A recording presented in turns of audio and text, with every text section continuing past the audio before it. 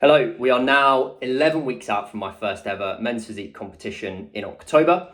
Here is another check-in video for you with my coach. As I've mentioned before, some of it might not make sense to you, but there might be some interesting things that you want to comment on. And as always, subscribe if you like this content. Give me a like, it really helps. Thank you. Let's get into it then. So, it is boiling hot in the UK right now. I've just got out of my car. I think it was 30 degrees or something like that, which is absolutely insane. I don't have air conditioning in my house, but despite this, I've actually been sleeping better this week, which is a huge win because the last couple of weeks has been not so good. I think I've got a photo shoot on Sunday, so I've had my refeeds a little closer together. I would normally have them at the weekend.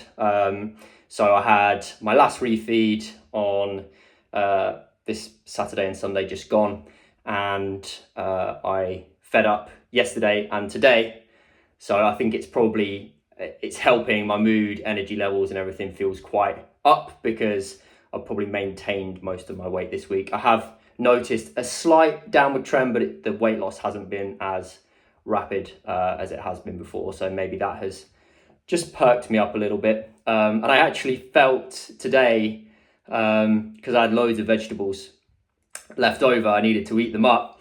I packed one of my meals just full of vegetables, and I felt, for the first time in a long time, I actually felt a little bit full, which was interesting. So yeah, mood, energy levels, performance, everything's mostly still good, to be fair. There's not loads to report on from a life perspective, so we'll dive into the training. On my upper day, I use a decline plated press machine for chest, and I find that the pressing motion is quite narrow like this, and I don't know why I haven't switched it before, but I just thought, do you know what? I always feel like my triceps give out a little bit before my chest, so I'm just going to go a bit wider and see how that feels. So I tried that this week, felt much better. I don't normally get a lot of soreness from my upper day in my chest. My push days, because I have flies, really deep stretched flies, like every single time the day after I'll have soreness. But my upper day, I don't tend to get it as much. I moved my arms along, and the day after definitely had a bit more stimulus in the chest, which is good. For some reason, weirdly, these things are probably just going to happen from a fatigue perspective, but I had to do single arm press down this week because the cables that I normally would use were taken, but I got 3 reps less on my first set on my stronger arm, weirdly. The second set was okay, but yeah, just felt like I hit a wall with my strong arm. I don't know why. Push day.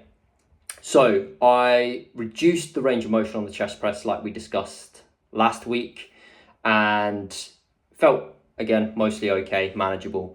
I am being a lot more conservative with my progressions on chest, not comparing anything to last mesocycle. I'm just going by feel in the session. I think I added actually a rep on each set, but it generally felt okay. What I did before going into the chest press, I added an extra set on laterals. And I'm not sure whether it actually added to the stimulus or the fatigue, to be honest.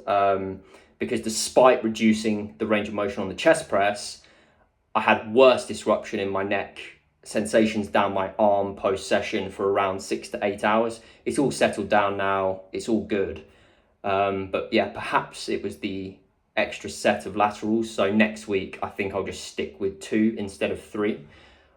Thinking about it, when we were massing, we absolutely battered the lateral raises, didn't we? Like the volume just shot up on, I think we went up to an extra day frequency, put them first. We were doing all sorts of intensifiers, adding sets. I know it's a small muscle group, but perhaps the laterals are the thing that's been aggravating this sort of neck trap type thing. It kind of would make sense, right? Anyway, interested in your thoughts there. So lower body, just in general, the adductor pain was still there on the belt squat. I think I spoke to you about that on Monday. Difficult to match reps, even though I'm 10% lower on my load than I was at the end of the last mesocycle. The adductor pain was still there today on most reps of my first set of leg press. The second set was definitely better when I was a bit warmer, but there was still pain on the last few reps as I approached failure. But no pain after the session. So I'm not feeling it now. I don't really feel it much. It's just when I'm doing those movements, I tend to feel it a little bit more. I did manage to add 2 reps on the leg press though, but I'm still 10% off, 10% load down on where I was at the end of the last mesocycle. So what I was thinking is I've obviously got the wedding next week. So the wedding's on Thursday. I'm not going to be even feeling like I want to go to the gym on Friday. So I might just skip legs that day and then go back in on Saturday for upper. And that will just give me an extra day of recuperation, hopefully, ready for the following Monday to go again. I had to switch calves for leg press calf this week just because I've got the photo shoot on Sunday, and the standing one, the pads always leave me with loads of marks on my shoulders. I didn't want those, so just switched out. Still a good stimulus, I think. Wasn't as good, but still pretty good.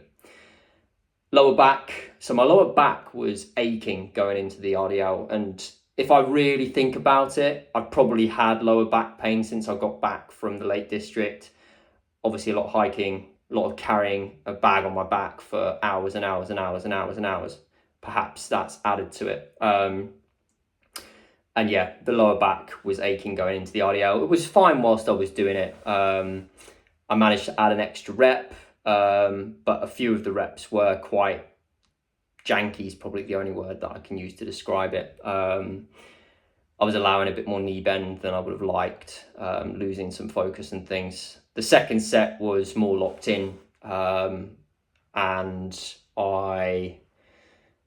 but I did really have to concentrate, to lock it in. So, I was also thinking, I've made a little note here, I was also thinking, could it be the switch to the cable row that's causing the lower back ache? Because I am, you know me with my spine, it's that kind of like that spinal flexion is the thing that kind of triggers it off. I don't feel pain while I'm doing the cable row, but you obviously are having to lean forward slightly to get the stretch, and then your torso does a little bit of this, doesn't it? So I was thinking potentially that could be it, because I'm used to just doing chest supported rows on everything, but I switched it out just because the plated chest supported row that I was using was just, the arm path was a bit weird. I was sort of coming in to here, if you remember. It just felt a bit strange. There is another chest supported row machine that I could use, but it's neutral. It is a neutral grip, but it's quite wide. Like it comes, I think you're sort of rowing a bit more. You can't really see me, but you're rowing a bit more like this. So I could swap it out for that potentially, if you think that could be contributing to it. But I only do 2 sets on the cable row, so I'm like, really? I don't know, maybe. I had to swap the swapping rope crunchers because there was no seat on the ab chair this week, so they're fixing it for some reason. But again, that was a fine swap, like same stimulus, so all good there. And lastly, I normally pose 4 times a week, but this week I'm only posing 3 times just because of the photo shoot on Sunday. I'm not going to be like holding the mandatory poses, but I'm going to be doing a lot of posing, so it's going to be quite tiring. So I just thought, give myself one day off that this week. So I hope that's all right with you, coach. I think that's everything, mate. So I will speak to you over the next coming days. See you later.